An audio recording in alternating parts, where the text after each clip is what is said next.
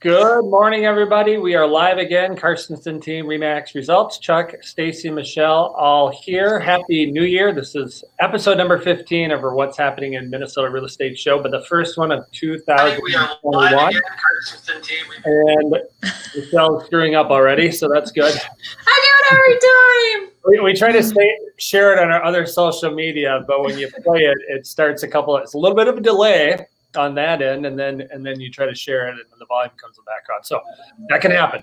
All right. So Michelle and Stacy, what have you guys been up to the last couple of weeks since we talked on the 23rd of December?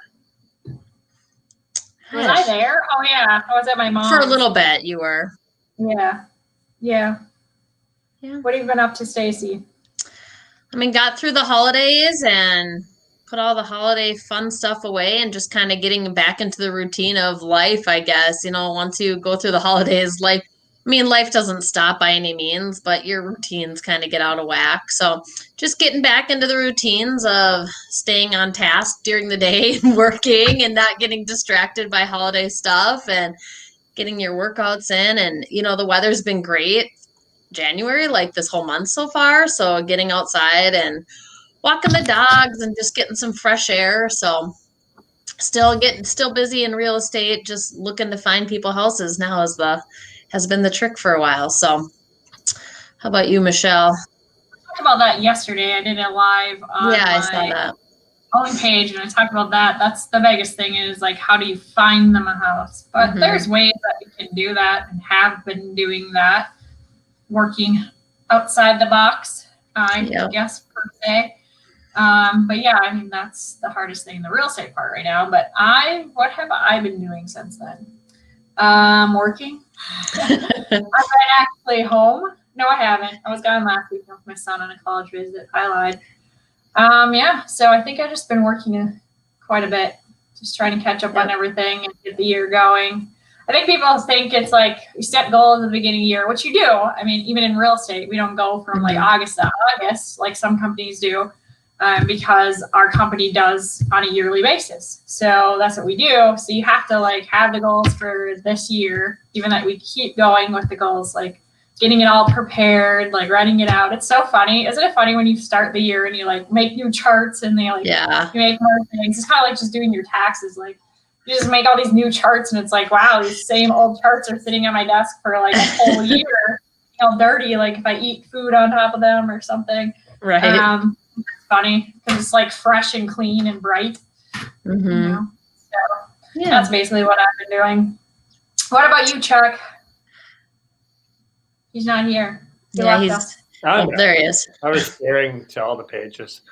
Last second, throw everything together type of thing. Yeah. Mostly working, getting outside a little bit more. I mentioned probably on my other podcast segment that I do. Melissa started the 75 hard workout with one of her friends. I'm like, she's not going to be able to do it unless I do most of it. So I don't take my selfie pictures and put it online, and I don't count how many vegetables or fruit I'm eating. But other than that, no drinking, daily inside and outside workout for 45 minutes. So I'm getting in shape. I lost like 7.5 pounds so far. So I was going to say your face looks skinny. Maybe it's just the screen. Face is skinning up. My little belly area is skinning up. That's about the only place I gotta lose yet is there. Otherwise, I'm in pretty good shape overall. Started playing basketball again. They let us start to play basketball again. So nice. Wow. So now I got to get in that cardio bit. Basketball is a good workout. That is for sure. Yeah, no, it is. That's good. Well, I'm glad you're doing that. You guys, it looks good that you guys are doing that. I mean, at least somebody's doing it because I'm not. Yeah. We got cross-country ski, so that's what we're doing. Oh, nice. Talk about the outside weather, like, hey, what can we do outside other than walking? Or, technically, I think with the 75 hard, you could move your gym outside and work out outside. Doesn't really work in Minnesota. Not in Minnesota. But it has been nice. So now I know how to cross-country ski. And Lucas, who's sitting across the table from me, I don't know what he's doing. I'd have to look around the computer. But he even went cross-country skiing with me a couple times. Nice. Can you do ice skating too? Yeah, as long as it's a workout. I'm not an ice skater. I cannot do that. I'm bad at it. But yeah, Lucas and Samantha and Chase and Chloe's been working on it. Melissa can skate around. Not me though. I'm out. Nice. Well, you can always borrow Roxy again. She'll take you for a 45-minute run. Yeah. Yeah, she probably would. I've been actually walking her. It's so weird that it's warm enough in Minnesota to like literally go on walks and not slip when you're on the road. So that's kind of, I know I was telling Eric, I was like, I think I'll take the dogs off somewhere this afternoon as long as time prevails. But the hard thing too is that like it still gets dark early, and I don't like to walk when it's dark because there's no street lights in my neighborhood. So it's like, yeah, it's only 5 o'clock, but I don't really want to get hit by somebody. So no. It's not worth it. It's dark at 7:30 in the morning when I take her walking. It's like, I do have street lights and it's barely light, but the old grandmas come flying around the corner. Like there's a townhouse like association. And I'm always like creeping around the corner because they're always, every single time out fail, there's like an old grandma flying around the corner. That's funny. So watch out for them. Oh, that's funny. What else has been going on? Selling properties, that's happening. I feel like it's crazy because it's like, it's January, but it doesn't feel like January. Mm-hmm. Not in real estate, not in weather. Not in life. Not in life. So it's like, oh, there's a month on the calendar within some dates, but we're just keep going. So it's kind of weird.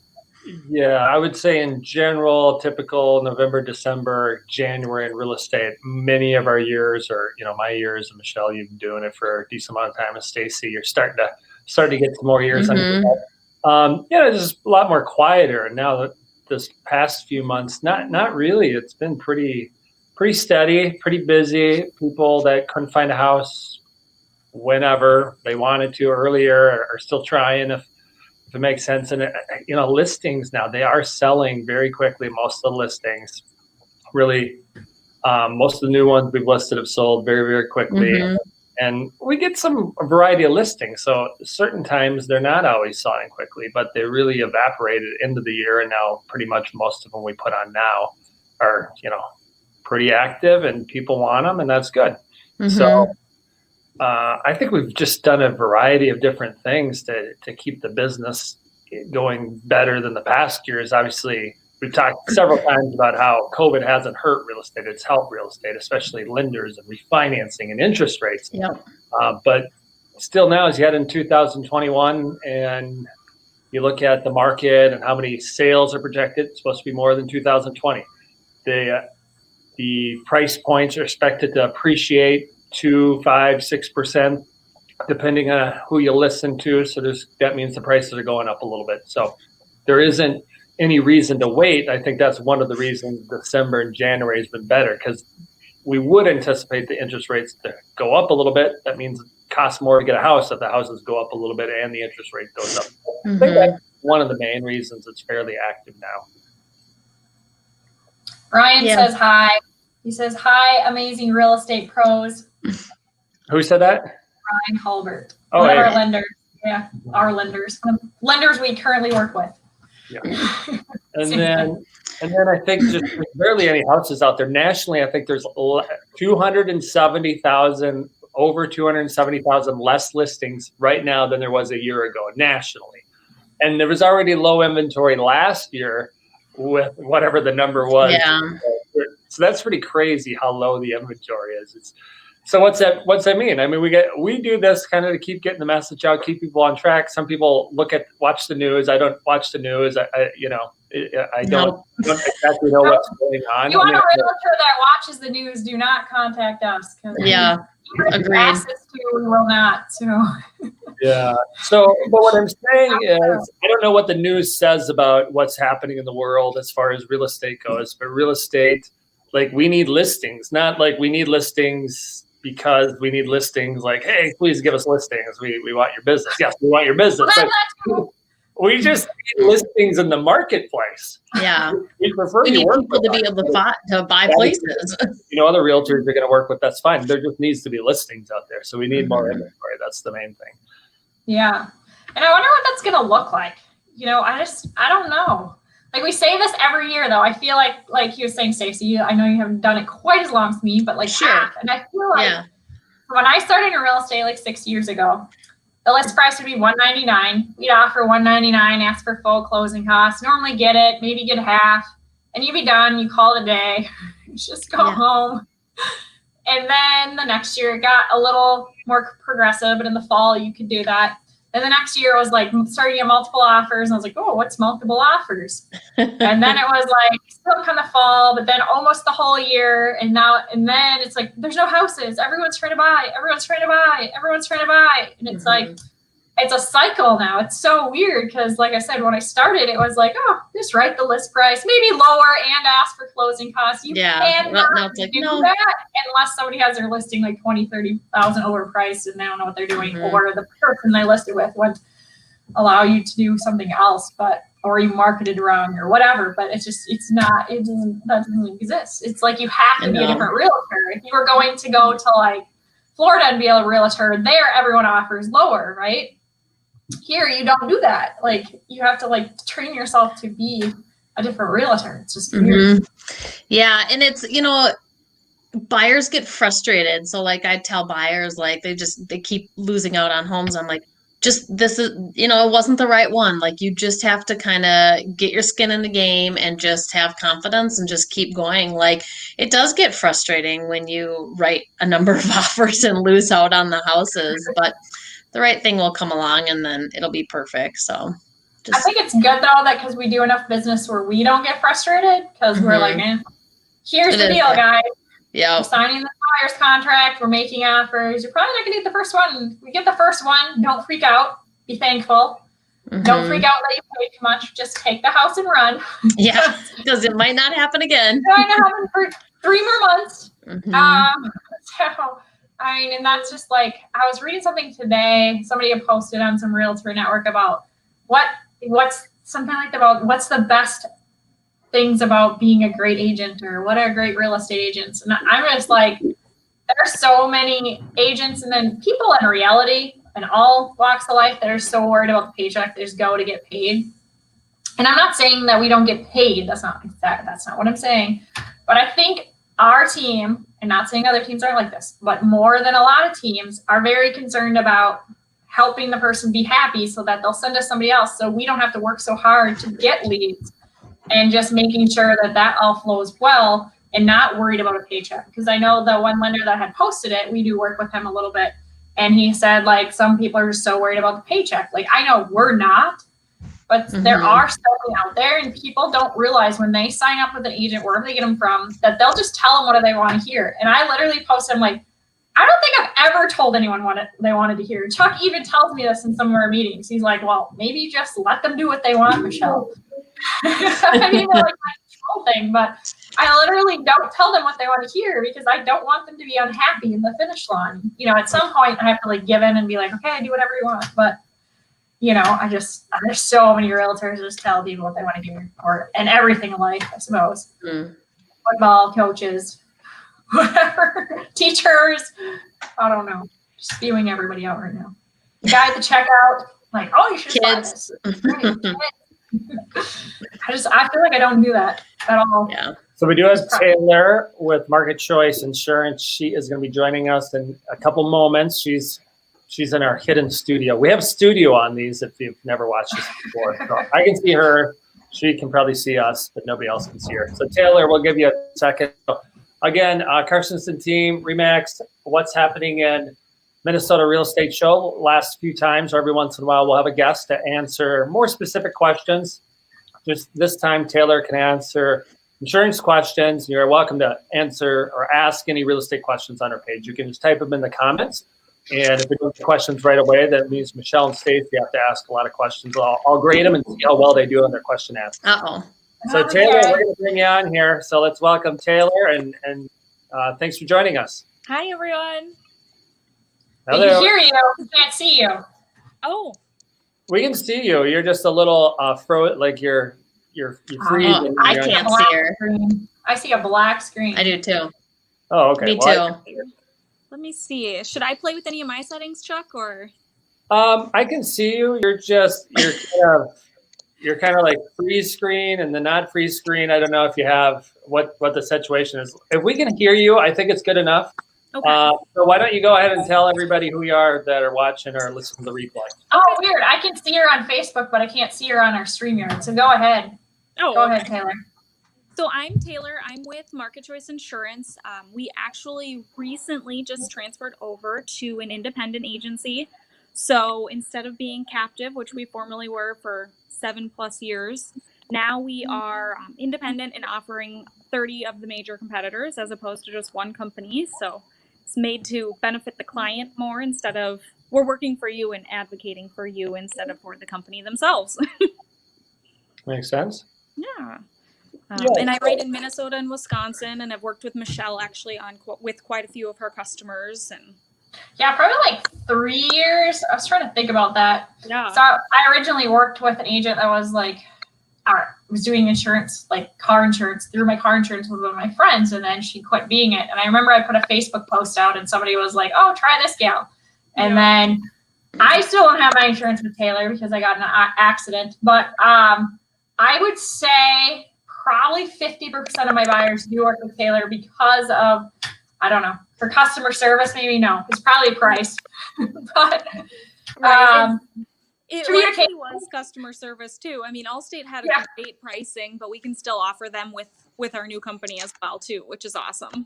Yeah, no, for sure. So a lot of people, I've run across this, and even in my in having home insurance, I remember when I bought my house, I stayed with like my hometown insurance where I grew up, and then I had called them for a quote just to like check with my friend and check with them, and they're like, "Oh my gosh, you have to go with your friend." So like, what advice do you give to people when they're, you know, I know we're on here because obviously we sell houses, but you bundle with cars. Like, what advice do you give to people? Like, I mean, definitely I think people should get at least 2 quotes, 3 quotes, you know, and you guys don't mind doing that at all. But like, I just feel like there's so much opportunity out there that people are not checking into to save them money instead of just being comfortable and being like, I'll just do this.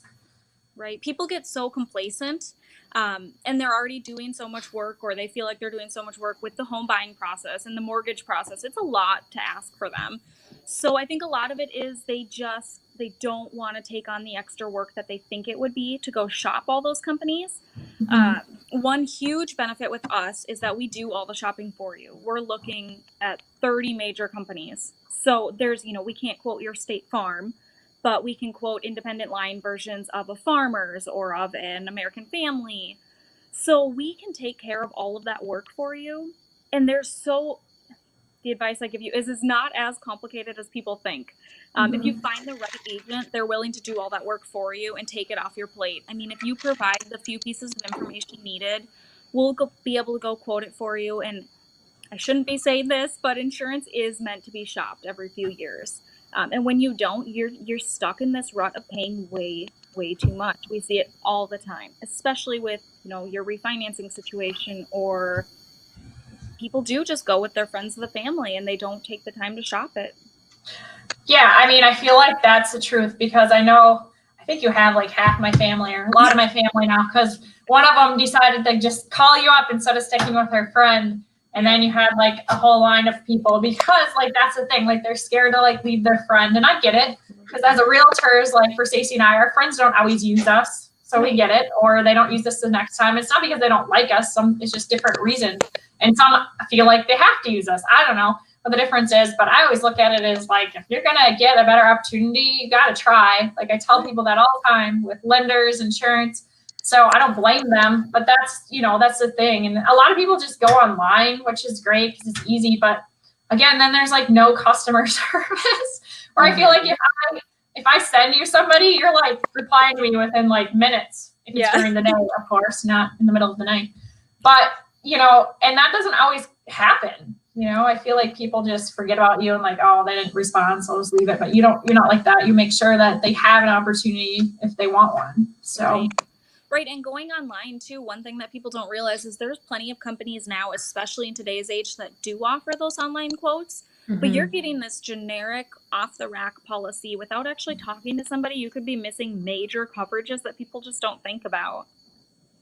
Yeah, no, I know. Because again, like with my insurance, like agent, because I had her at the time, she would be like, how about this? How about this line? Like check into this line. And like one of my friends is buying a house in a different state, and she's like, make sure they check onto this line, because like you said, they're generic, and you're like, okay, sounds like a good deal, and I'll just write it off. And then if something major happens, like a fire or, wind damage, like, who are you contacting to get this replaced? Right.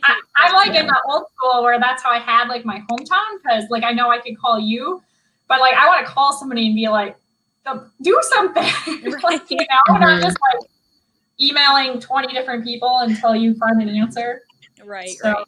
Having somebody who's actually there for you and advocating for you instead of trying to fight against you, it seems like with some claims reps you get. yeah, no, I know for sure. Like, for example, with Taylor, one of my relatives that used her, I think it was like they bought a lake house.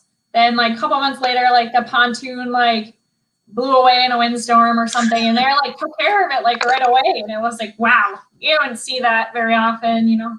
I just like to hear those stories. So yeah.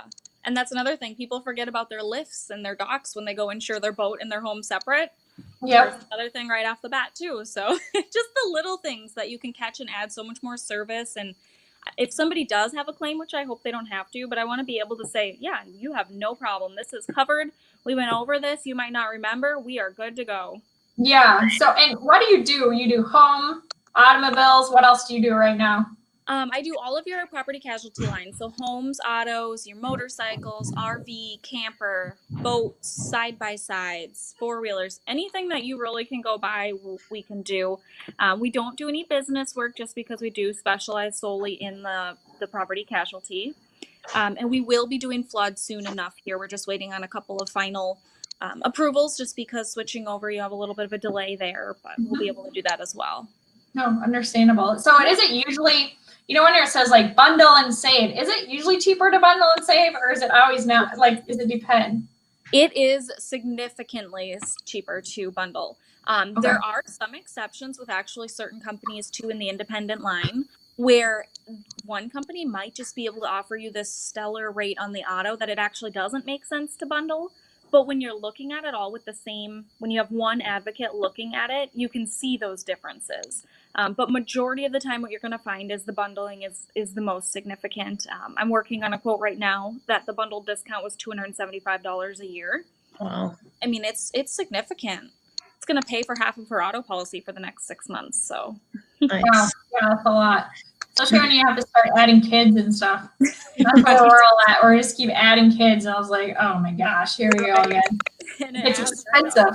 It gets expensive. You don't even worry about the house. It's all about the kids. Right. But it's interesting though, because people don't realize when you go to get an estimate like what you can afford with mortgage, taxes, and insurance, they don't realize that sometimes the insurance agent they were given, it could be you. I'm not saying that. It's just it gives you a quote for this insurance, and a next agent can get you under where you could actually buy the house. Yes. And people don't even realize that. A lot of times the lenders will be like, oh, just use this agent. And it could be, you know, especially if it's online lenders, they have an insurance agent that's the same company, or I don't even know what it is.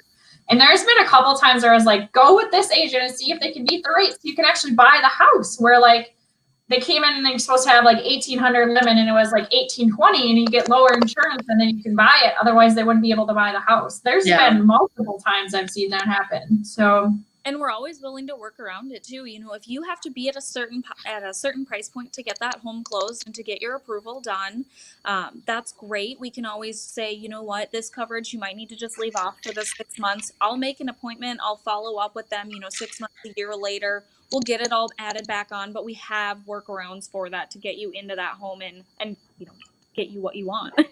right. Yeah. There's just lots of different things. And something like I appreciate about Taylor too. Like I said, I had an accident, and she's like, well, the insurance you have is better than what I can give you, you know?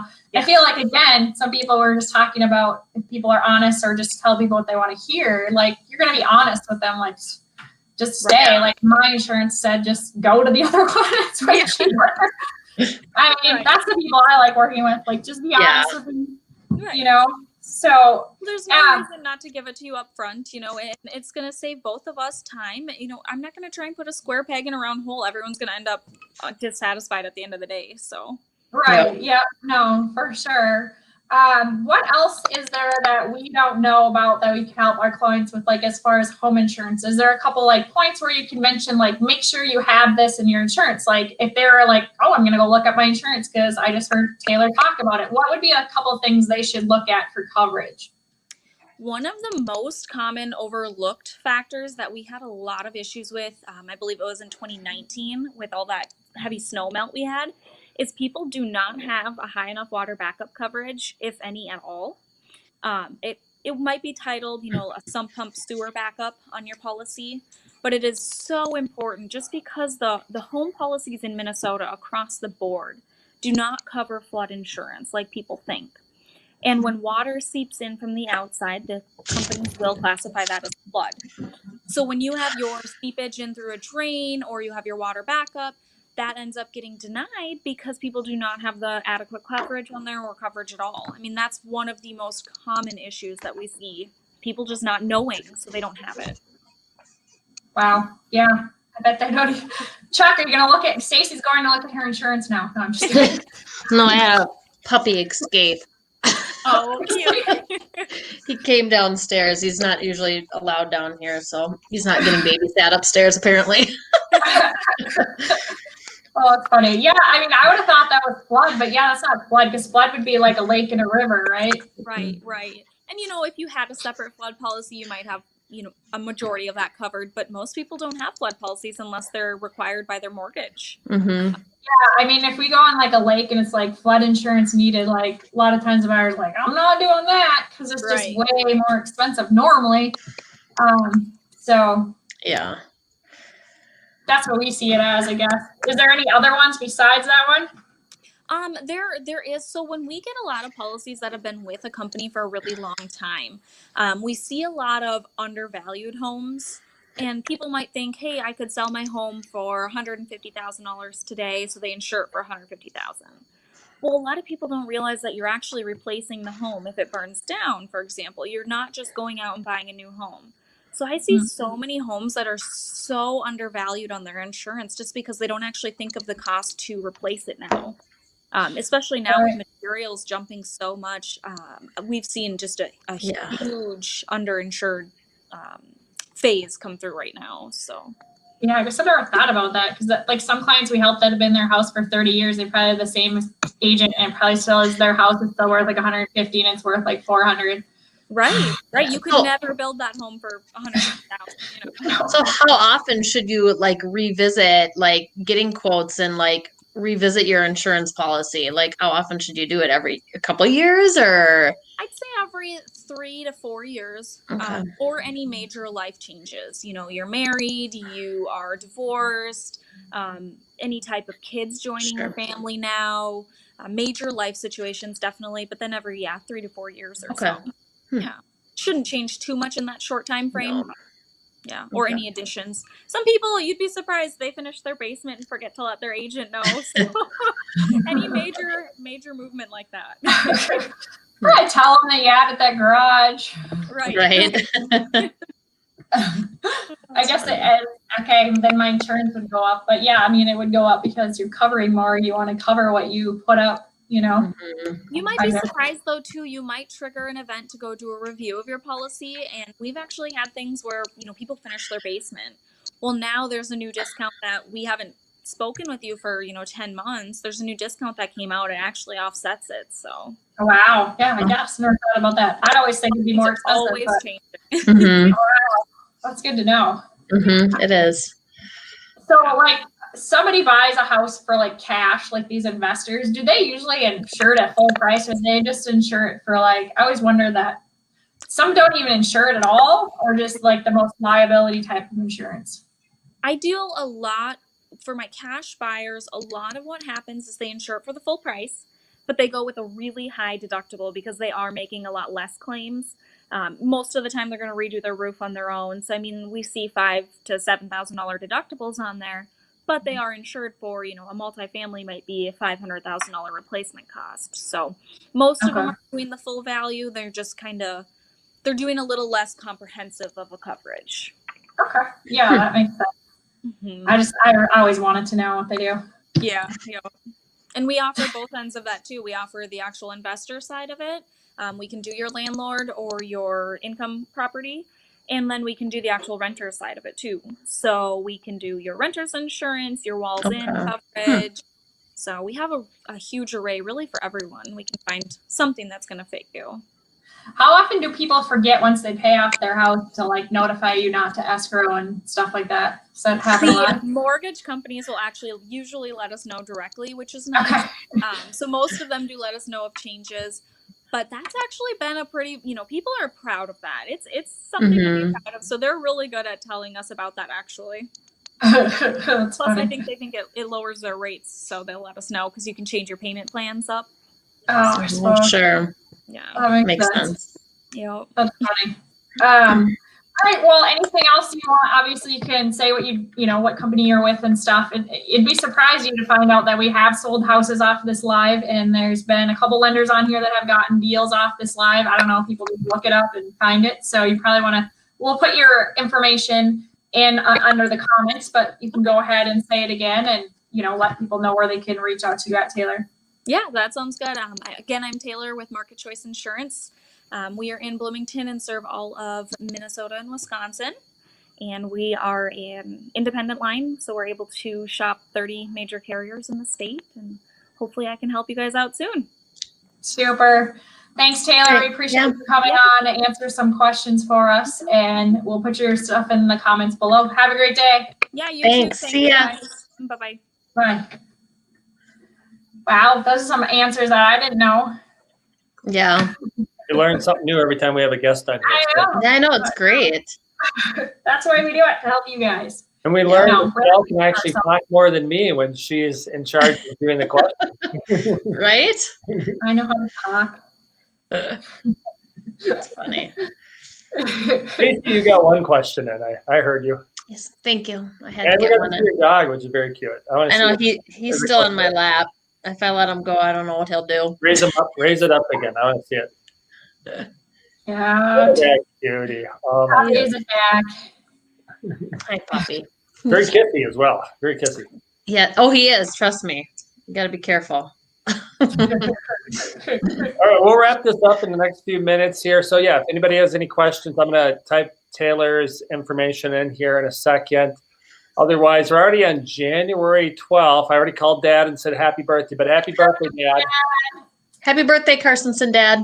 Wayne, right? It's Wayne. Yep. The train. Yep. Nice. So, yep, he is. Do we tell ages on the air? How old is he? 66?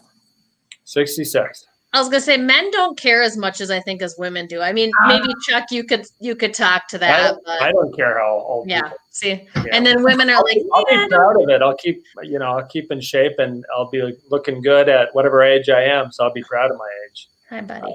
Yeah, exactly. That's funny. Yeah, that's about it right now.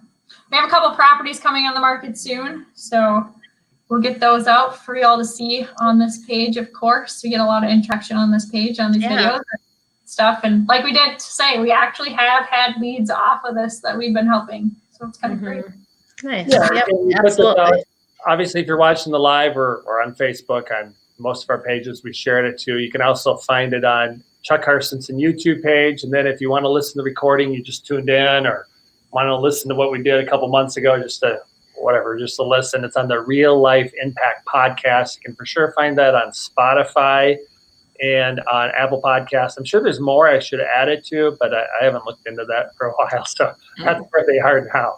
And you can also, there's a link every once in a while I post that you can just go directly on the internet and find the page. So even if you miss the show, you miss what Taylor said, or like last time on December 23rd when we had the credit guy on, you could listen to that again to get some of those tips, because obviously they give good tips specific to what they're working on, that, and we want to make sure that information is still available. You didn't miss it, or you can scroll through our page and find the old videos, everything like that. So yep.